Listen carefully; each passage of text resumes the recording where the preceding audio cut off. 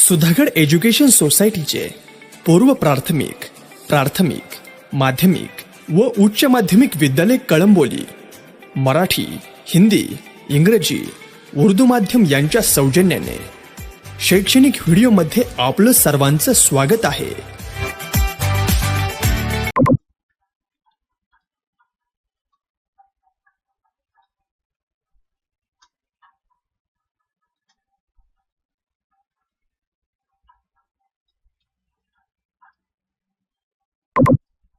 Sudhagad education सोसायटीचे माध्यमिक विद्यालय कळंबोली, इयत्ता 5वी, विषय गणित, प्रकरण 7वे, वर्तुळ, विषय शिक्षक श्री M.J. लगाटे।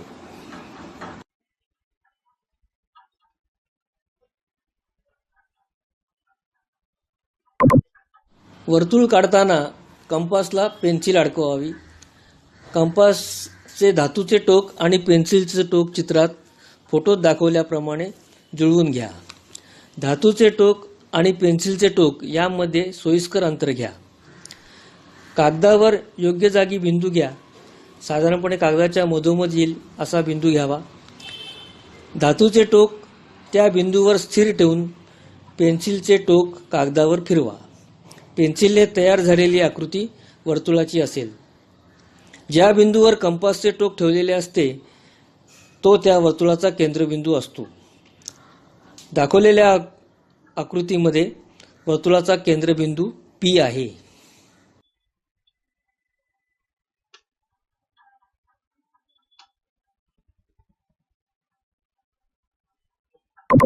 आता आपण त्रिज्या, जीवा, व्यास या घटकांचा विचार करूया। दिलेल्या त्रिज्येचे वर्तुळ काढण्यासाठी कंपासचे टोक व पेन्सिलचे टोक यामध्ये त्या त्रिज्येएवढे अंतर घेऊन वर्तुळ काढतात। म्हणजेच धातूचे टोक आणि पेन्सिलचे टोक यामधील जेवढे अंतर आहे त्याला आपण त्रिज्या असे म्हणतो। वर्तुळाचा केंद्रबिंदू आणि वर्तुळावरील बिंदू यांना जोडणारी रेघ म्हणजेच वर्तुळाची त्रिज्या होय। आकृतीत P हा वर्तुळाचा केंद्रबिंदू असून M हा वर्तुळावरील बिंदू आहे। रेघ PM ही वर्तुळाची त्रिज्या आहे। आणि सर्वात महत्त्वाचे म्हणजे एका वर्तुळाला अनेक त्रिज्या असतात आणि त्या सर्व त्रिज्या समान लांबीच्या असतात।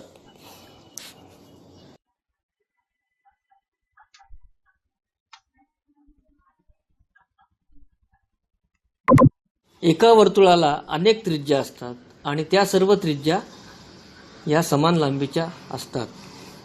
उदाहरणार्थ आकृतीमध्ये दाखवल्याप्रमाणे PA, PB, PC, PD, PE, PF इत्यादी त्रिज्या या समान लांबीच्या आहेत। आपण मोजपट्टीच्या साहाय्याने ते मोजून घेऊ शकतो।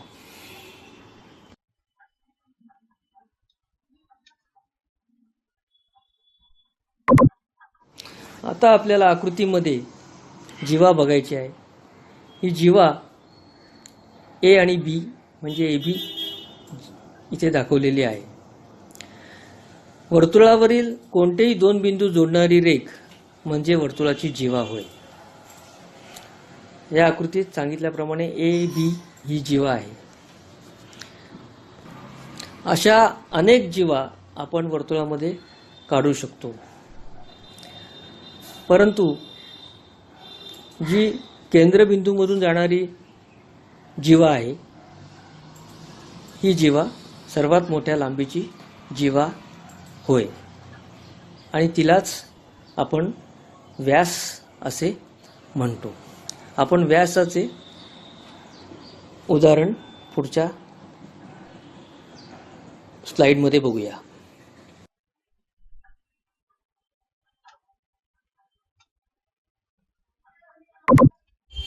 वर्तुळ केंद्रातून जाणाऱ्या जीवेला वर्तुळाचा व्यास म्हणतात।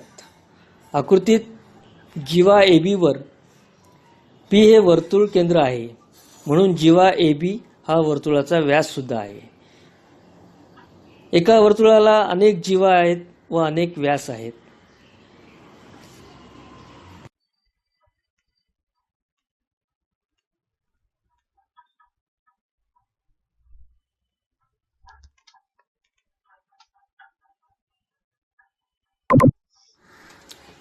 या आकृतीत आणखी काही बिंदू व रेघा दाखवल्या आहेत.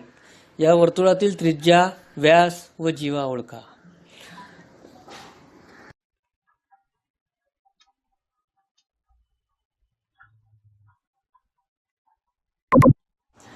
त्रिज्या व व्यास यामधील संबंध. वर्तुळाचा व्यास हा त्रिज्येच्या दुप्पट लांबीचा असतो. एका वर्तुळाचे सर्व व्यास हे समान लांबीचे असतात. OA आणि OB या दोन त्रिज्यांनी व्यास AB तयार झाला आहे. इथे केंद्रबिंदू O मधून हा व्यास गेलेला आहे, म्हणून व्यास AB बरोबर त्रिज्या OA अधिक OB.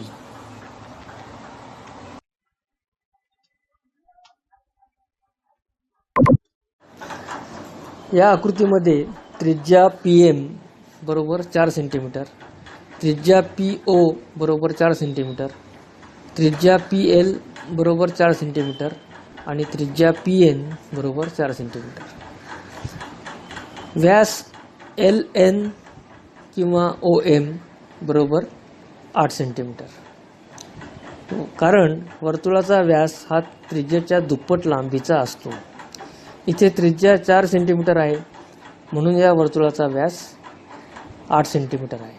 4 सेंटीमीटर अधिक 4 सेंटीमीटर बरोबर 8 सेंटीमीटर किंवा 4 सेंटीमीटर गुणिले 2 बरोबर 8 सेंटीमीटर.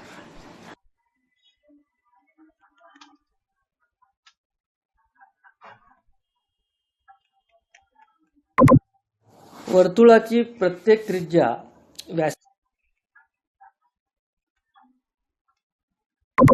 व्यासाच्या निम्म्या लांबीची असते हे बघण्यासाठी आपण पडताळा करून बघूया. प्रथम कागदावर एक वर्तुळ काढून वर्तुळाकार कागद कापून घ्या. वर्तुळ केंद्राला P नाव द्या. वर्तुळाचा व्यास काढून त्याला AB नाव द्या. PA व PB या त्रिज्या आहेत हे लक्षात घ्या. आकृतीत दाखवल्याप्रमाणे व्यास AB वर वर्तुळाकार कागदाला घडी घाला. नंतर बिंदू P वर अशी घडी घाला की बिंदू B हा बिंदू A शी जुळेल. त्रिज्या PA व त्रिज्या PB एकमेकींशी तंतोतंत जुळलेल्या दिसतात. यावरून वर्तुळाची प्रत्येक त्रिज्या व्यासाच्या निम्म्या लांबीची आहे हे दिसते.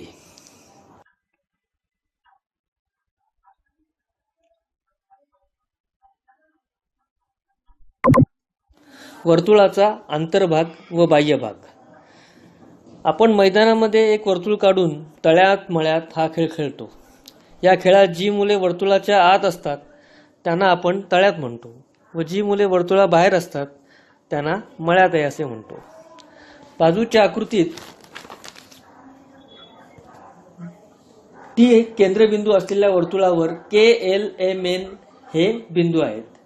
वर्तुळाच्या आत असलेल्या भागाला वर्तुळाचा अंतर्भाग असे म्हणतात. बाजूच्या आकृतीत आपण तो पेन्सिलीने डार्क केलेला आहे. हा भाग त्या वर्तुळाचा अंतर्भाग आहे. बिंदू PQRT हे वर्तुळाच्या अंतर्भागातील बिंदू आहेत. वर्तुळाबाहेरील भागाला त्या वर्तुळाचा बाह्य भाग असे म्हणतात. बिंदू ABCD हे वर्तुळाच्या बाह्य भागात आहेत.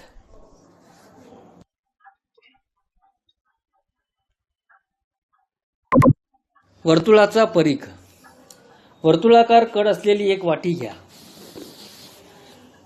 वाटीभोवती दोऱ्याचा एक फेरा घेऊन दोऱ्याचे वर्तुळ तयार करा.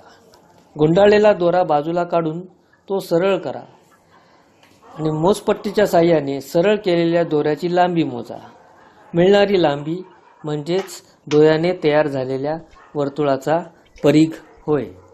बाजूला आपण आकृती दाखवलेली आहे.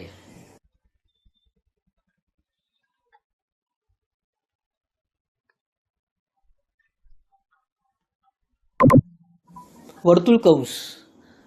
बाजूला एक प्लास्टिकची वर्तुळाकार बांगडी आहे. ही बांगडी A व B या बिंदूंपाशी तुटली तर चित्रात दाखवल्याप्रमाणे या बांगडीचे दोन भाग होतील. हा प्रत्येक भाग म्हणजे वर्तुळ कंस आहे। या शेजारच्या आकृतीत वर्तुळावर P आणि Q असे दोन बिंदू आहेत। या बिंदूंमुळे वर्तुळाचे दोन भाग झालेले आहेत। हा प्रत्येक भाग वर्तुळाचा कंस आहे। म्हणजे P आणि Q या बिंदूंमुळे दोन कंस तयार झाले आहेत। P आणि Q हे बिंदू त्या प्रत्येक कंसाची टोके आहेत। कंस PQ या नावावरून झालेल्या दोन कंसांपैकी कोणता कंस हे निश्चित समजत नाही। ते समजण्यासाठी प्रत्येक कंसावर आणखी एक बिंदू घेतात। त्या बिंदूचा वापर करून कंसाला 3 अक्षरी नाव देतात। आकृतीत कंस वरच्या बाजूला PSQ आणि खालच्या बाजूला कंस PRQ हे दोन कंस आहेत।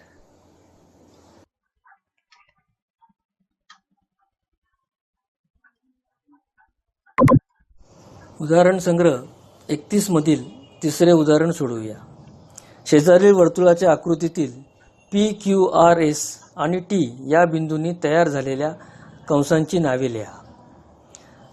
आता आपण आकृतीकडे लक्ष दिल्यानंतर आपल्याला कळते कंस PTS, कंस PQS व कंस PRS, कंस TSR, कंस TPR व कंस TQR, कंस SRQ, कंस QPS व कंस QTS, कंस RQP, कंस PTR व कंस PSR, कंस QPT, कंस QRT व कंस QST। अशा प्रकारे इतके कंस तयार होत आहेत। याप्रमाणे उदाहरण संग्रह 28 ते 31 पर्यंतची सर्व उदाहरणे गणित वहीत सोडवून घ्यावीत आणि ती दाखवावीत। भौमितिक आकृती काढताना किंवा वर्तुळ काढताना कंपास पेटीमधील उपकरणे वापरून काढावीत। पेन्सिलचे टोक नेहमी आकृती काढताना धारदार करावे, त्यामुळे आकृती स्पष्ट दिसते। रेघा नंतर जाड होत जातात, त्या जाड होऊ देऊ नयेत ही काळजी घ्यावी, म्हणजे आकृती बिनचूक येईल। जीवा, त्रिज्या, व्यास किंवा परिघ मोजताना मोजपट्टीवरील 0 या अंकापासून किंवा 0 या अंकाच्या रेघेपासून सुरुवात करावी, म्हणजे आपले मोजमापन योग्य होईल।